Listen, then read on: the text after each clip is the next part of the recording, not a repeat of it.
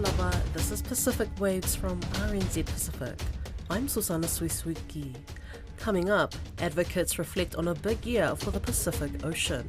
Also, they're coming in with those questions. They want to get vaccinated before anything happens to their loved one. Measles vaccination campaign gets underway in Auckland, and we stick to the old traditional way of doing it. We're just presenting it in a prettier way. Samoan cuisine takes top honours on the world food stage. Pacific civil society groups are reflecting on what 2025 has meant for the ocean. It's been a big year so far with increased militarisation, a focus on deep-sea mining, the criticism of the release of treated nuclear wastewater, and progress with the High Seas Treaty. Caleb Fotheringham has more. Maureen Penjuli with Development Alternatives with Women for a New Era says the Pacific Ocean is being hyper-militarized and there's a desire for deep ocean minerals to be used to build up military capacity. Critical minerals, whether from land or from the deep ocean itself, have a military end use, and that's been made very clear in 2025. They're deemed extremely vital for defense, industrial base, enabling the production of military platforms. She made the comments during the Pacific Network on Globalization, or PANG's 2025 State of the Ocean webinar. It's a look back at what Joey Tao, who's with PANG, considers a very big year. One of this year's developments is that the number of countries calling for a moratorium or a pause on deep-sea mining has grown. As we speak, we have 40 states who are pushing for a global moratorium.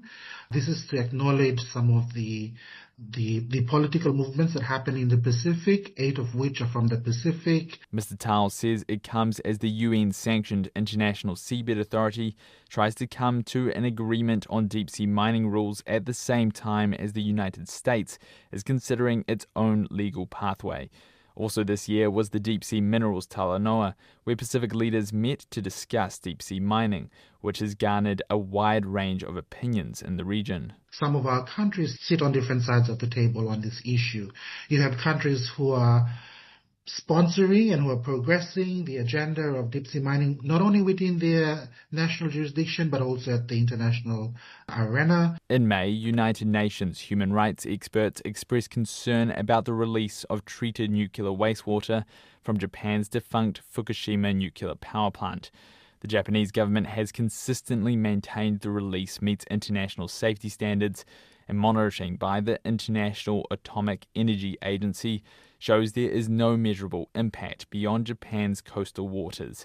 But Naima Tafaki Fifita with Ocean Vision Legal says as well as being an environmental issue, it's also a legal and moral problem, which she says is backed by the UN report. They caution that this may pose grave risks to human rights, particularly the rights to life, health, food and culture, not only in Japan but across the Pacific. And finally, the High Seas Treaty received its 60th ratification in September, which means it will now become legally effective in January 2026. The agreement allows for international waters to be declared marine protected areas. Oliver I with High Seas Alliance says global ambition is being tested against practical realities. The focus is shifting from ratification to the implementation, and that's where the real impact on the Pacific begins. For our region, this year, it's been about ensuring that Pacific priorities are visible and heard. She says it's important that Pacific people are involved in shaping the implementation process of the treaty.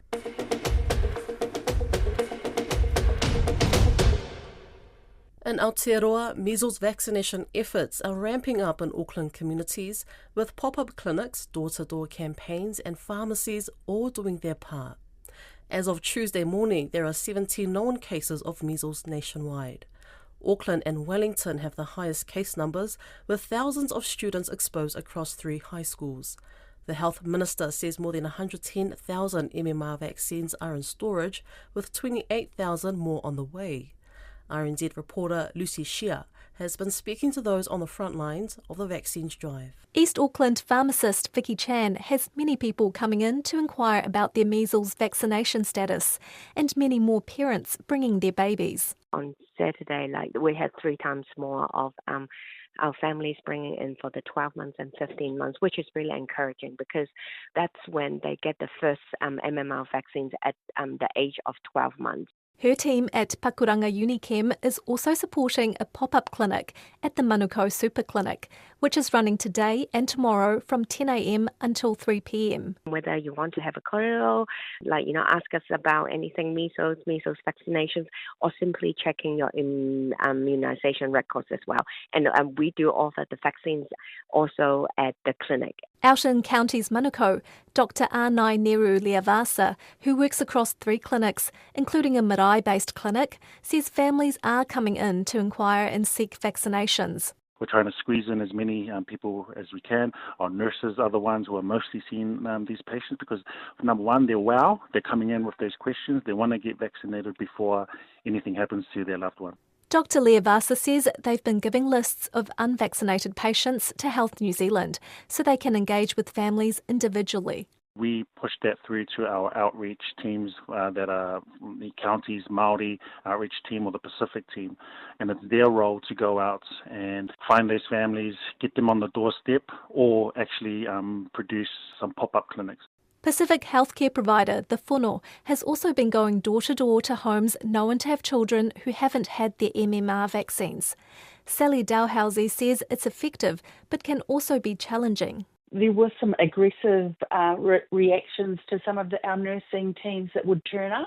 So we don't go into those decline spaces. We will give them a call every now and then just to try. We're not giving up on anyone. Ms Dalhousie admits there's still some vaccine hesitancy in the communities they serve. There will always be a percentage of decliners, which has increased since COVID, but we're hoping that this outbreak will persuade people that it is safer when we can protect ourselves and our communities better.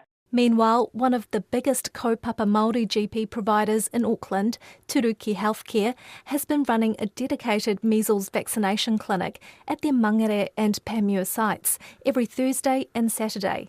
Its chief executive, Te Puea Winiata, says they're giving about 40 vaccinations each week and they're ready to scale up if the outbreak escalates.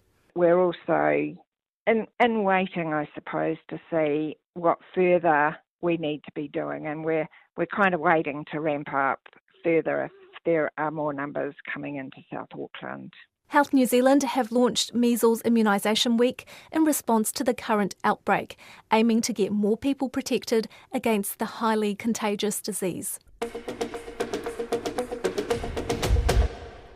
To have a look at what's been making the news, I'm joined by our Morning Bulletin editor, Christina Persico. Kia ora, Christina. Kia ora, Susanna. There's been some cocaine busts in the region lately, one at the border in Fiji. Yeah, so the Fiji Times reports the shipment arrived last week. It was declared as a smoke machine, but it was noticed by a drug detector dog. When they looked inside, there was a white powdered substance. Preliminary tests found it was cocaine, about 640 grams. 4 suspects have been arrested, 3 of those have been released, and 1 has been charged with unlawful importation of illicit drugs. And in New Zealand, police seized more than 30 kilograms of cocaine? Yeah, this was stashed in a container and delivered to an Auckland business. Staff unloaded what they thought were legitimate goods shipped from Brazil when they found the drugs. Police recovered 36 kilograms of cocaine, which is worth about $7 million.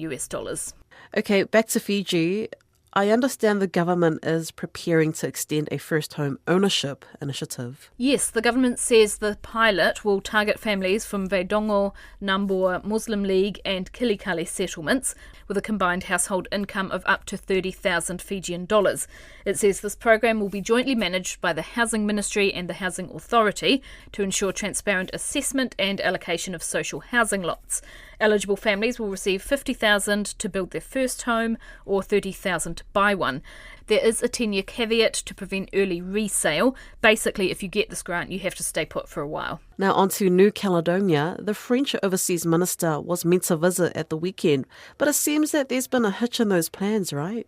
Naima Mochu, France's newly appointed Minister for Overseas, has postponed what would have been her first visit there. She was aiming to prompt more discussions on New Caledonia's future. It's quite a complicated setup there, but essentially it's a French territory and there are differing views on whether it stays that way or it becomes independent. So this would have been what the Overseas Minister would have looked at there, but she postponed the trip on the request of the French Prime Minister because Paris has been having budget talks. There's no rescheduled date as far as we're aware, but it's a postponement, not a cancellation. It's officially cyclone season in the Pacific, and RNZ Pacific Cyclone Watch service is up and running. So last month I spoke to Chris Brandolino from Earth Sciences New Zealand, who said it's likely there'll be 2 or 4 severe tropical cyclones. That's right. So anywhere from 5 to 9 cyclones are predicted for the southwest Pacific this season, but that's, of course, only a forecast. So our watch service is operational now. Once cyclone alerts are issued, we will broadcast hourly updates of these bulletins and whenever the situation changes, and the info comes from meteorological services in the region. RNZ Pacific broadcasts official weather updates and information via our shortwave transmitter. Our on-air frequencies are available on our website.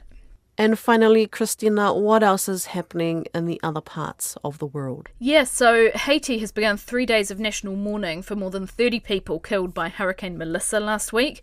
We had a report from the BBC this morning saying even though the storm didn't directly hit Haiti, there were strong winds and heavy rainfall causing a lot of destruction. The Haitian Transitional Council has declared a 3-month state of emergency in the hardest hit areas. Of course, Haiti has already been dealing with humanitarian and political crises before this. Melissa also caused a lot of damage in Cuba and Jamaica. In the UK, there's been charges laid in the knife attack on a train in Britain at the weekend. And lastly, the Netherlands says it will return a 3,500-year-old sculpture, that's 3,500 years, to Egypt after it turned up at a Dutch art fair. The artefact depicts a senior official from the reign of Pharaoh Thutmose III. It's believed to have been stolen and illegally exported during the unrest of the 2011 Arab Spring. It was confiscated at a Dutch art fair in 2022 after someone tipped off the authorities. Whawhetai lava, Christina. That's Christina Persico, our morning bulletin editor with our Pacific News Wrap.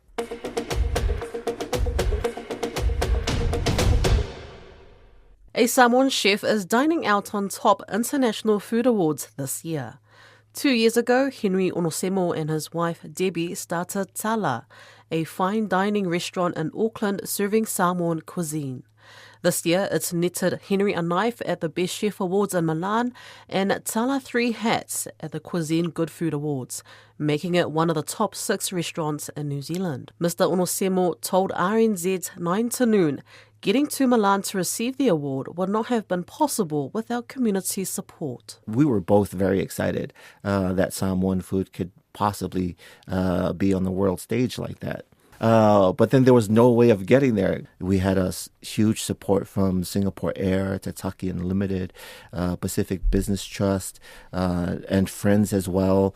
And then, of course, all the customers that come in have all helped us getting there. A special feature of Tala restaurants is having the umu cooking process in the building itself, which Henry Onosemo says is part of their overall approach to presenting Samoan cuisine to their customers. Some dishes we stick to the old traditional way of doing it. We're just presenting it in a prettier way. And then some we just completely change the look of it, the flavors of it. For example, the bisupo, which is, inspired by eating canned corned beef in Samoa. And, we take that and we dry age some beef sirloin and then, make a tartare out of it and just really mimic the flavors and textures of eating fried corned beef from a can.